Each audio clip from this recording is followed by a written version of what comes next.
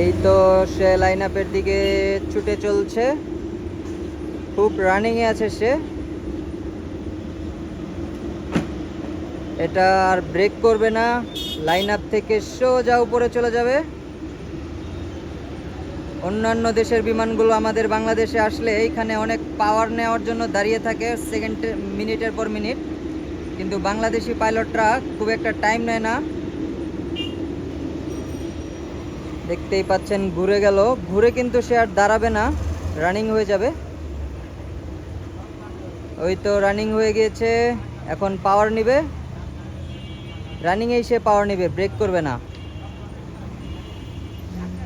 ওই তো পাওয়ারের শব্দ পাচ্ছেন, বোয়িং এর উইং। রানিং,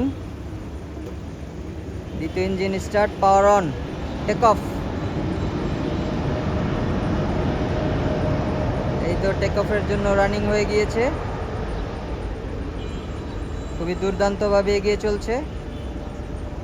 তার ডানাগুলো এদিক ওদিক ঝাপটাচ্ছে, অসাধারণ লাগছে ভিডিওটি।